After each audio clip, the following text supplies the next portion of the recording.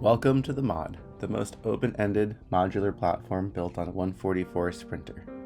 The Mod is the foundation of our Sherpa build and the perfect launchpad for your vision.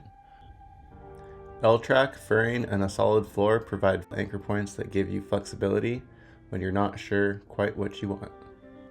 The power hub lives over the rear wheel well.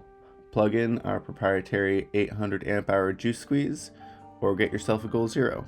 For now, a low voltage cutoff lets you use your lights and USBs without killing your starter battery, so you don't have to invest in more power unless you want to. You've got ports for 12 volt accessories, alternator input, shore power, 120 volt plugs, heater, galley power, and solar. Find out more at thevanlifecollective.com, and welcome to the shop.